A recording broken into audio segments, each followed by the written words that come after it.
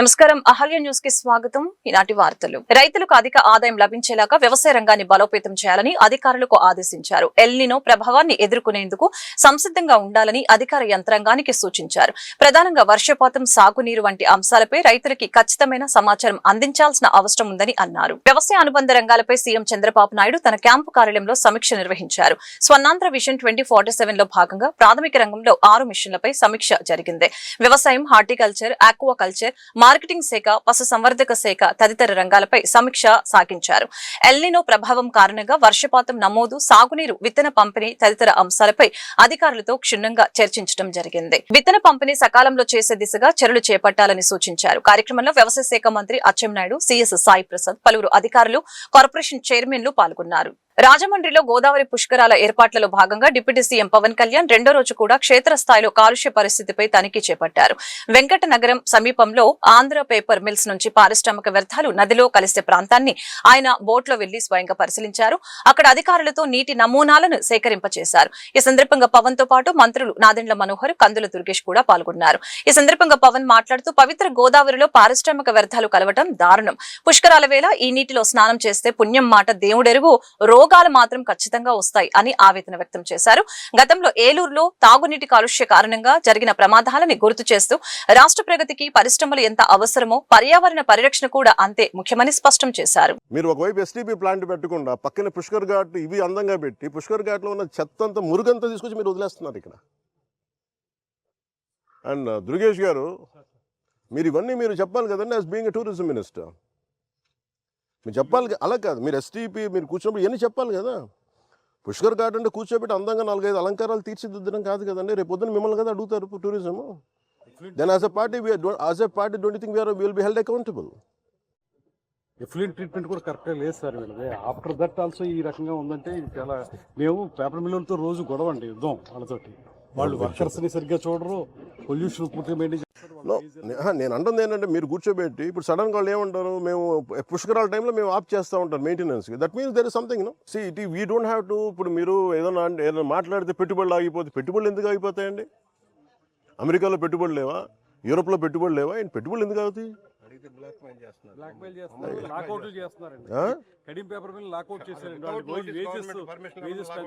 No, we will hold it. We will hold responsible. మీరు అలా కూర్చోబెట్టి మాట్లాడితే మేము మాట్లాడతాం. Environment is a bigger damage కదా. మీరు ఉద్యోగాలు, ఉపాధి పోతే పోద్ది. వాళ్ళు మీరందరూ మత్స్యకారులు అండి. మీరు ఎంతమంది మత్స్యకారులు మీరు ఉన్నారమ్మా? ఇందాక మీరేం చేస్తారు ఇక్కడ? గ్రామస్తులా మీరు? ఇక్కడ ఇప్పుడు నీళ్లు తాగుతారు. మీరు తెలుసు, ఏలూరులో మీకు తెలుసు ఎంతమంది చచ్చిపోయారు. ఎంతసేపు మీరు కులాల గురించి మాట్లాడటం, వర్గాల గురించి మాట్లాడడం తప్ప బేసిక్ కామన్ సెన్స్ అందరికీ ఇక్కడ కూర్చోబెట్టి ఎవరి దగ్గర అందరూ పోతారు కదా. అది ఇక్కడ కూర్చొని పుణ్యస్నానాలు చేస్తారు ఇక్కడ. నో, యుద్ధాలు అవసరం లేదు. It should be you are a minister, you are a cabinet minister, you have the responsibility. గత 2 ఏళ్ల కూటమి ప్రభుత్వ ప్రగతిని ప్రజలకు వివరించడంతో పాటు రాబోయే 3 సంవత్సరాలకి దిశానిర్దేశం చేసే వేదికగా ఈ మహానాడు నిలవనుందని మాజీ మంత్రి దేవినేని ఉమామహేశ్వరరావు పేర్కొన్నారు. గొల్లపూడిలో మంగళవారం నిర్వహించిన మీడియా సమావేశంలో టీడీపీ నేత మాజీ మంత్రి దేవినేని ఉమామహేశ్వరరావు వైసీపీపై తీవ్రస్థాయిలో మండిపడ్డారు. నా తెలుగుదేశం, నా బాధ్యత నినాదంతో తెలుగువారి పండుగ మహానాడిని ఘనంగా నిర్వహించేందుకు పార్టీ శ్రేణులు భారీ ఎత్తున ఏర్పాట్లు చేస్తున్నారని తెలిపారు. మండుటెండల్ని సైతం లెక్క చేయకుండా కార్యకర్తలు మహానాడిని విజయవంతం చేయడానికి ఉత్సాహంగా సిద్ధమవుతున్నారు చెప్పారు. అధ్యక్షులు స్వర్గీయ నందమూరి తారక రామారావు గారి పుట్టినరోజు. పార్టీ ఆవిర్భావం నుంచి మహానుభావుడు 1982 మార్చి 29న పార్టీని స్థాపించారు. దేశ చరిత్రలో 9 నెలలు జరగకుండా అధికారంలోకి వచ్చిన ఏకైక పార్టీ తెలుగుదేశం పార్టీ. జనవరి 9, 1983 రామారావు గారు ముఖ్యమంత్రిగా ప్రమాణ స్వీకారం చేసిన రోజు. మే 28 ఆయన పుట్టినరోజు, మహానాడు పండుగ. ఆ రోజు నుంచి ఈ రోజు వరకు ఈ 44 ఏళ్లలో ప్రతి పుట్టినరోజు కూడా రామారావు గారిది మహానాడు పర్వదినంగా, అది కరోనా సమయంలో కావచ్చు, ఏ సంవత్సరం అయినా సరే, ఎన్ని విపత్కర పరిస్థితులు ఉన్నా కూడా మహానాడు పర్వదినాన్ని తెలుగువారు, పార్టీ కార్యకర్తలు, నాయకులందరూ కూడా ఒక పర్వదినంగా ఆ పండుగ వాతావరణంలో 27, 28, 29 బహిరంగ సభలతో మహానాడు జరిగేది. ఈ సంవత్సరం మరి 27, 28 రేపు ఎల్లుండి పెద్ద ఎత్తున ఫస్ట్ టైం 1875 క్లస్టర్స్లో ఏదైతే రాష్ట్ర పార్టీ కార్యాలయంలో మహానాడి వేదిక ద్వారా జాతీయ అధ్యక్షులు చంద్రబాబు గారి నాయకత్వంలో, అదేవిధంగా వర్కింగ్ ప్రెసిడెంట్గా ఏదైతే యువ నాయకుడు మన లోకేష్ బాబు నాయకత్వంలో పెద్ద ఎత్తున మహానాడు జయప్రదం కాబోతా ఉంది. పెద్ద ఎత్తున పార్టీ కార్యకర్తలు, నాయకులందరూ కూడా మండు టెండను కూడా లెక్క పెట్టకుండా ప్రతి క్లస్టర్ పరిధిలో ఏదైతే రాష్ట్ర వ్యాప్తంగా 1875 క్లస్టర్లు ఉన్నాయో ఆ క్లస్టర్ పరిధిలో స్థానిక శాసనసభ్యుడు, అదేవిధంగా మండల పార్టీలు, నియోజకవర్గ పార్టీలు, పార్లమెంటు సభ్యులు, మంత్రులు అందరూ కూడా కలిసి చక్కటి ఏర్పాట్లు చేసుకొని ఏదైతే ఈ క్లస్టర్ పరిధిలో ఉన్న ముఖ్య నాయకులు కావచ్చు. అకాల వర్షాలు, ఈదురుగాలులతో నష్టపోయిన మైలవరం మండలం చండ్రగూడెం గ్రామ ప్రజలకు ప్రభుత్వం అండగా ఉంటుందని ఎమ్మెల్యే వసంత వెంకట కృష్ణ ప్రసాద్ భరోసా ఇచ్చారు. బాధితులు అధైర్యపడవద్దని సూచించారు. మైలవరం మండలం చండ్రగూడెం గ్రామంలో అకాల వర్షాలు, ఈదురుగాలులతో భారీ నష్టం జరిగింది. సమాచారం అందుకున్న వెంటనే ఎమ్మెల్యే వసంత వెంకట కృష్ణ ప్రసాద్ గ్రామాన్ని సందర్శించి నష్టాన్ని పరిశీలించారు. నష్టాల అంచనా నివేదికను వెంటనే సిద్ధం చేసి బాధితులకి తక్షణ సహాయం అందించాలని అధికారుల్ని ఆదేశించారు. కార్యక్రమంలో కూటమి నాయకులు, స్థానిక ప్రజా ప్రతినిధులు పాల్గొన్నారు. దానివల్ల చెట్లు ఇరిగి పడిపోవటం, స్తంభాలన్నీ పడిపోవటం, అట్లాగే ఈ చెట్లు ఇరిగినవన్నీ వెళ్ళి ఇళ్ల మీద పడి ఇళ్ళు పెద్ద ఎత్తున డ్యామేజ్ అయినాయి.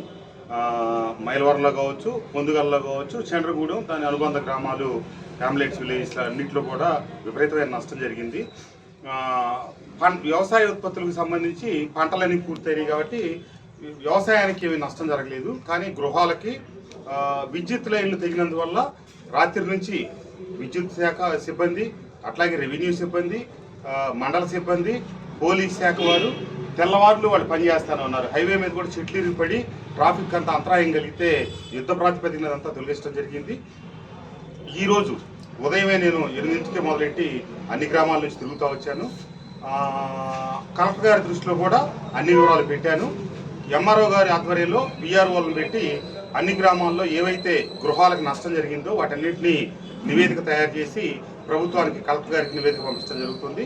తప్పకుండా ప్రభుత్వం నుంచి వారికి ఏదో ఒక రకంగా ఆర్థిక సాయం అందేటట్టుగా ప్రయత్నం చేస్తామని చెప్పి తెలియజేస్తూ, ఈ వ్యవసాయ సీజన్లో ప్రతిసారి పండేదానికంటే ఎక్కువ దిగుబడులు రావటం, అవన్నీ కూడా మిషన్లతో కటింగ్ అయ్యేటప్పటికి ఎక్కడెక్కడ మిషన్లన్నీ మైలవరం నియోజకవర్గానికి వచ్చినాయి.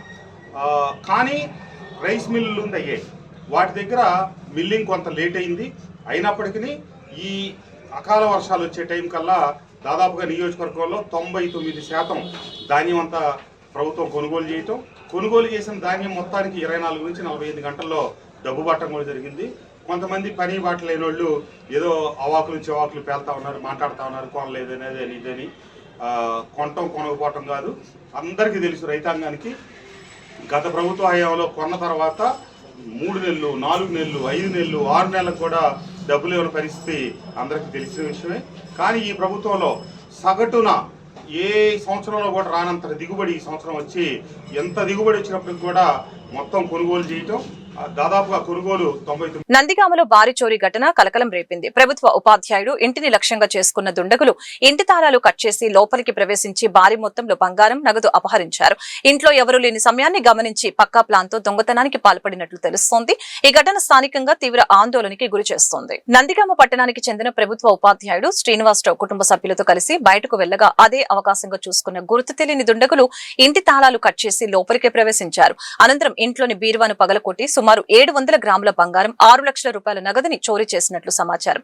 ఇంటికి వచ్చిన శ్రీనివాసరావు ఇంటి తాళాలు తెగిపోయి ఉండటంతో ఇంట్లో సామాన్లు చెల్లాచెదురుగా కనిపించడంతో షాక్ కి గురయ్యారు. వెంటనే పోలీసులకు సమాచారం అందించారు. ఘటనా స్థలానికి చేరుకున్న పోలీసులు ఇంటిని పరిశీలించి వివరాలు సేకరిస్తున్నారు. క్లోజ్ టీం, ఫింగర్ ప్రింట్ నిపుణులు ఆధారాలు సేకరిస్తున్నారు. నగరంలోని ఎస్ఎస్ కన్వెన్షన్ లో మే 26 నుండి 28 వరకు 3 రోజుల పాటు కనెక్ట్ ఏపీ 5వ ఎక్స్పో అండ్ టెక్ సెమినార్స్ 2026 జరగనుందని నిర్వాహకులు కృష్ణ బండారు వెల్లడించారు. ఈ ప్రదర్శనను ప్రదర్శనను మంత్రి బీసీ జనార్దన్ రెడ్డి, విజయవాడ ఎంపీ కేశినేని శివనాథ్ చిన్ని, స్థానిక ఎమ్మెల్యే గద్దె రామ్మోహన్ రావు ప్రారంభిస్తారని తెలిపారు. యువ పారిశ్రామికవేత్తలకు మరియు స్టార్టప్ కంపెనీలకు ఇది ఒక గొప్ప అవకాశమని, ఈ ఎగ్జిబిషన్ ని యువత, కేబుల్ ఆపరేటర్లు మరియు సాంకేతిక ప్రియులు సద్వినియోగం చేసుకోవాలని నిర్వాహకులు కోరారు. విజయవాడలోని ఎస్ఎస్ కన్వెన్షన్ లో మే 26 నుండి 28 వరకు 3 రోజుల పాటు కనెక్ట్ ఏపీ 5వ ఎక్స్పో అండ్ టెక్ సెమినార్స్ 2026 ఘనంగా జరగనుంది. ఈ కార్యక్రమ వివరాలను నిర్వాహకులు కృష్ణ బండారు, ఎఫ్ఓఎఫ్ జనరల్ సెక్రటరీ బోయపాటి వెంకట శివరామ ప్రసాద్ మరియు కేబుల్ ఆపరేటర్ వెల్ఫేర్ అసోసియేషన్ ప్రధాన కార్యదర్శి శ్రీనివాస్ విలేకరుల సమావేశంలో వెల్లడించారు. ఈ ప్రదర్శనలో telecom, cable, internet, solar, CCTV మరియు ఐఓటీ రంగాలకు చెందిన అత్యాధునిక సాఫ్ట్వేర్ మరియు యంత్ర పరికరాలని ప్రదర్శించనున్నట్లు తెలియజేశారు. ముఖ్యంగా యువ పారిశ్రామికవేత్తలకు, స్టార్టప్ కంపెనీలకు ఉపయోగపడేలాగా డీలర్షిప్లు, ఫ్రాంచైజీలు పొందే అవకాశం కల్పించడంతో పాటు నిపుణులచే ఉచిత టెక్నికల్ సెమినార్లు నిర్వహించనున్నామని ఈ సందర్భంగా వెల్లడించారు. ఈ ఎక్స్పోకు ఎటువంటి ప్రవేశ రుసుము లేదని, ఉదయం 11 గంటల నుండి సాయంత్రం 6:30 వరకు జరిగే ఈ ప్రదర్శనను యువత, సాంకేతిక నిపుణులు పెద్ద సంఖ్యలో హాజరై విజయవంతం చేయాలని నిర్వాహకులు కోరారు. Connect AP and expo and technical seminars 5వ ఎడిషన్కి మన విజయవాడ ఎస్ఎస్ కన్వెన్షన్లో రేపు 26, 27, 28 తారీఖుల్లో నిర్వహిస్తున్నాం.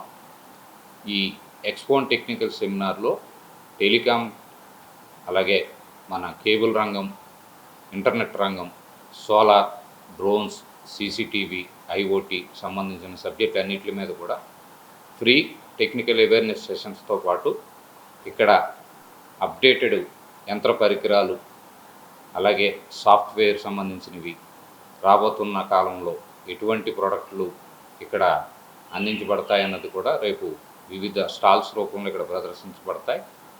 సో తెలుగు 2 రాష్ట్రాల ఈ రంగాలకు సంబంధించినటువంటి నిష్ణాతులు, టెక్నీషియన్సు, ఆపరేటర్సు, అలాగే ఔత్సాహిక యువ పారిశ్రామికవేత్తలు, స్టార్టప్ కంపెనీసు, ఎంటర్ప్రీనర్షిప్ ఎవరైతే స్టార్ట్ చేద్దాం అనుకుంటున్నారో వాళ్ళు, డిస్ట్రిబ్యూషన్, ఫ్రాంచైజీ. కనెక్ట్ ఏపీ 5వ ఎక్స్పో, ఇది కేబుల్ ఎక్స్పో. ఇది ఏంటంటే మన ఏపీ సాంకేతిక రంగాలకి ప్రోత్సాహంగా యువతకు ఈ టెక్నికల్ అవేర్నెస్ కోసం కానీ, అదేవిధంగా ఇప్పుడు ఉన్నదంతా కూడా ఫ్యూచర్ అంతా కూడా ఇంటర్నెట్, ఆప్టికల్ ఫైబరు, అదేవిధంగా ఓటీటీ, ఈ సాంకేతికంగా చాలా ముందుకు వెళ్తుంది ప్రపంచం. ఈ ప్రపంచంలో ఉన్న అన్ని దేశాలకి మనం వెళ్ళలేం కాబట్టి ఆ ఉన్న టెక్నాలజీ అంతా కూడా ఒకే చోట సమకూర్చి ఇక్కడ ఎస్ఎస్ కన్వెన్షన్ విజయవాడలో ఏర్పాటు చేయడం జరిగింది. ఇది 3 రోజుల పాటు జరుగుతుంది. మే 26, 27, 28 మార్నింగ్ 11కి స్టార్ట్ అయ్యి ఈవినింగ్ 6:30 దాకా ఉంటుంది. కాబట్టి ఈ యొక్క టెక్నికల్ దీన్ని అందరూ కూడా, యువత అందరూ కూడా దీన్ని వినియోగించుకోవాలి. అదేవిధంగా ఇక్కడికి రావటం వల్ల ఏమవుతుందంటే టెక్నికల్గా ఎంత అడ్వాన్స్డ్గా ఉంది మనకి అనేది మొత్తం అర్థం అవుతుంది. అదేవిధంగా రేపు మన డ్రోన్స్ కూడా ఇక్కడ డిస్ప్లే పెట్టడం జరుగుతుంది. ఎందుకంటే అగ్రికల్చర్ డ్రోన్స్, ఎందుకంటే బాబు గారు ఈ మధ్యన చెప్పారు కదా, డ్రోన్స్ అంటే ఏపీనే గుర్తు రావాలి, మ్యానుఫ్యాక్చరింగ్ అంతా కూడా ఏపీలోనే డ్రోన్స్ని మనం బాగా డెవలప్ చేస్తున్నామని చెప్పారు. కాబట్టి యువత అందరూ కూడా ఇక్కడికి వచ్చి ఈ యొక్క ఎగ్జిబిషన్, ఎందుకంటే ఎంట్రీ కూడా ఫ్రీ ఎంట్రీ. బాపట్ల జిల్లా కొల్లూరులో జరిగిన ఘటనపై జనసేన పార్టీ గుంటూరు జిల్లా అధ్యక్షులు గాది వెంకటేశ్వరరావు తీవ్ర ఆగ్రహం వ్యక్తం చేశారు. ఈ సందర్భంగా గుంటూరు జిల్లా జనసేన పార్టీ కార్యాలయంలో ఏర్పాటు చేసిన మీడియా సమావేశంలో ఆయన మాట్లాడారు. రౌడీలను తాను ఎప్పటికీ సమర్థించనని, అక్రమాలకు పాల్పడే వారిని వెనకేసుకొని రానని స్పష్టం చేశారు. సోషల్ మీడియాలో తనపై తప్పుడు ప్రచారం చేయడం సరైంది కాదని అన్నారు. పోలీస్ స్టేషన్ ధ్వంసం జరిగిన ఘటనలో బాధితులపైనే 307 హత్యాచారం కేసులు నమోదు చేయడం దారుణమని అన్నారు. తాను 25 ఏళ్ల న్యాయవాది వృత్తిలో ఇలాంటి కేసులు ఎప్పుడు చూడలేదని తెలిపారు. దెబ్బలు తిన్న వారిపైనే తిరిగి కేసులు నమోదు చేయడం విచిత్రంగా ఉందని అన్నారు. ఈ ఘటనపై హోంమంత్రి, డీజీపీ సమగ్ర విచారణ జరిపించాలని డిమాండ్ చేశారు. వ్యక్తిగత ప్రయోజనాల కోసం కూటమిని బలహీనపరిచే ప్రయత్నాలు ఆపాలని సూచించారు. కొల్లూరు పోలీస్ స్టేషన్ లో 22వ తేదీ రాత్రి జరిగిన ఘటనపై పూర్తి స్థాయి విచారణ చేసి బాధ్యులపై చర్యలు తీసుకోవాలని డిమాండ్ చేశారు. పోలీసు చరిత్రలో ఒక కల్కితురాలాగా మిగిలిపోతుంది.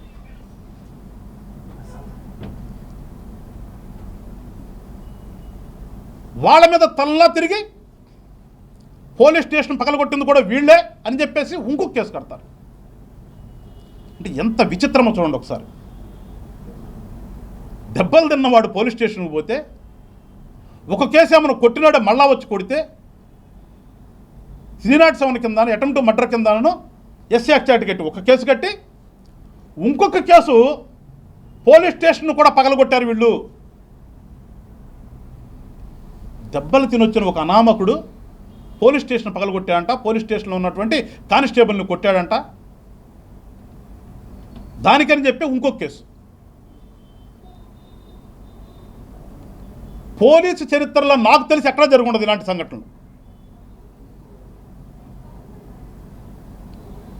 ఇంత ఘనత వహించినటువంటి ఈ బాపట్ల జిల్లా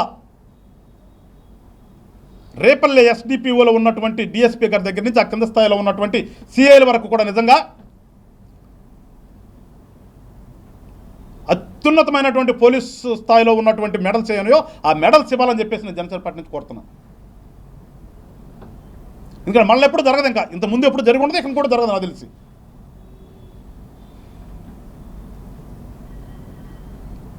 వాళ్ళని ట్రీట్మెంట్ చేయించుకుంటా గుంటూరు జనరల్ హాస్పిటల్కి వస్తే పొద్దున పూట వాళ్ళని డిశ్చార్జ్ చేయించుకుని వాళ్ళని తీసుకుని ఎంక్వైరీకి అని చెప్పి తీసుకుని వెళ్ళి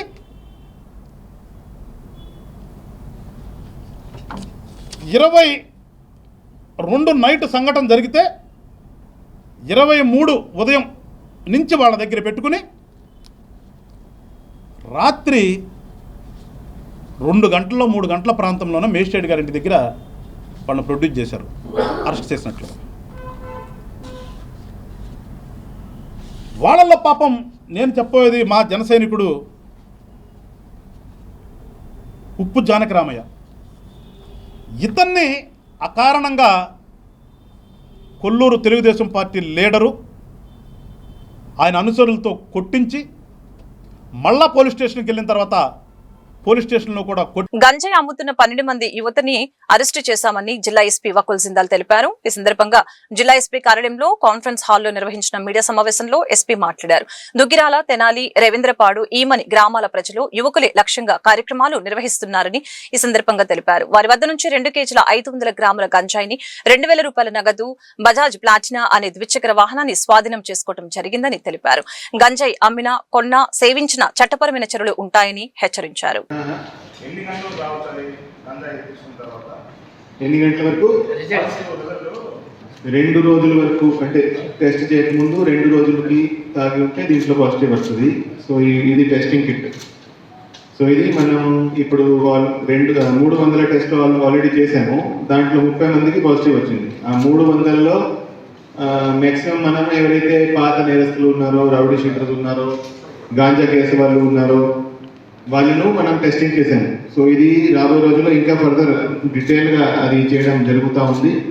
సో ఎవరు కూడా ఇప్పుడు తాగినాక నా దగ్గర గాంజా లేదు, గాంజా దొరకలేదు కదా, నేను తాగట్లేదు, నా దగ్గర నేను అటువంటిది చేయను అనేది చెప్పే వీలు లేదు. సో ఇది టెస్ట్ చేస్తే వాట్ ఈజ్ వాట్ అనేది తెలుస్తుంది.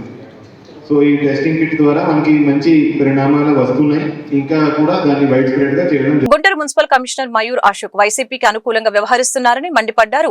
టీఎన్ఎస్ఎఫ్ నేత కాంట్రాక్టర్ రాయపాటి అమృతరావు ఆరోపించారు. కార్పొరేషన్ లో కమిషన్ ఛాంబర్ లో జరిగిన వివాదంలో తాను ఎటువంటి దాడులకి పాల్పడలేదని అన్నారు. కార్పొరేషన్ లో సీసీ కెమెరాలు పరిశీలిస్తే వాస్తవాలు తెలుస్తాయని తెలియజేశారు. గుంటూరులో ఎవరు పని చేయడానికి ముందుకు రాని ప్రాంతాల్లో కూడా మా కంపెనీ పనులు చేసిందని తెలియజేశారు. టీడీపీ నాయకుడిని కాబట్టి అపాయింట్మెంట్ ఇవ్వలేదని వైసీపీ నేతలకు కమిషనర్ వెంటనే అపాయింట్మెంట్ ఇస్తున్నారని అన్నారు. నాపై అక్రమ కేసు పెట్టారని పేర్కొన్నారు. కమిషనర్ మయూర్ అశోక్ వచ్చిన తర్వాత నగరంలో అభివృద్ధి పనులు వేగం తగ్గిందని అన్నారు. ముఖ్యంగా నగర కమిషనర్ అశోక్ గారికి కూడా నమస్కారాలు. ఒక విషయం చెప్పదలుచుకున్నా, నా మీద నిన్న సర్క్యుల్ అయిన వార్త నా టెండర్ బ్లాక్ లిస్ట్ గురించి, నా మీద పెట్టిన అక్రమ కేసు గురించి వివరణ ఇద్దామని ఇవాళ ప్రెస్ మీట్ పెట్టడం జరిగింది. ఏదైతే 2020వ సంవత్సరంలో, అప్పుడు 2019లో మా పార్టీ తరఫున గెలిచి వైసీపీలోకి వెళ్ళినటువంటి శాసనసభ్యులు బద్దాల గిరి గారి ప్రోత్సాహంతో ఆ రోజు నా కంపెనీని బ్లాక్ లిస్ట్లో పెట్టడం జరిగింది. ఎందుకు ఏ కారణంతో ఏం పెట్టారంటే, ఇదిగో చూడండి, ఏదైతే ఇవాళ చూపిస్తున్న బ్లీచింగ్ పౌడర్ టెండర్ ఉందో, supply and delivery of bleaching powder to west constituency sanitation అని చెప్పే టెండరు ఆ రోజు 2020లో ఒక అతను నా పేరు మీద వేసుకున్నాడు. ఆ తర్వాత అదే ఆ టెండరు డిపార్ట్మెంట్ వాళ్ళు మాది టెండర్ పర్సంటేజ్ మార్చడం జరిగింది. మార్చిన తర్వాత ఆ కారణం చూపించి 2020 సంవత్సరంలో నేను చేయని తప్పుకి నన్ను బాధ్యుని చేసి నా కంపెనీని బ్లాక్ లిస్ట్ చేయడం జరిగింది. ఇది వాస్తవా కాదా అని చెప్పి గుంటూరు మున్సిపల్ కార్పొరేషన్లో ఉన్న ఆనాటి అధికారులందరినీ కూడా అడుగుతా ఉన్నా.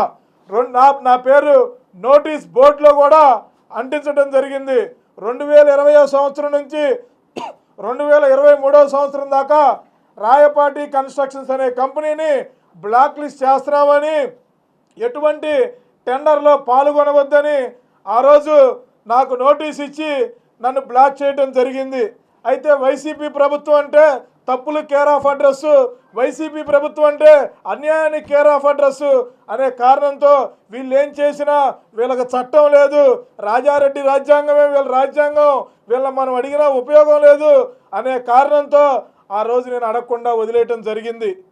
ఏదైతే 2023 నాకు ఇచ్చిన పనిష్మెంట్ 2023 ఏప్రిల్లోనో మేలోనో నాకు ఇచ్చిన పనిష్మెంట్ అయిపోయింది. అయితే 2023 తర్వాత తెలుగుదేశం పార్టీ 2000 అధికారంలోకి వచ్చిన తర్వాత, కూటమి ప్రభుత్వం అధికారంలోకి వచ్చిన తర్వాత మేమందరం మా మిత్రులు ఈ వార్తలు ఇంతటితో సమాప్తం. మరొక బులెటిన్లో మళ్ళీ కలుద్దాం. నమస్కారం.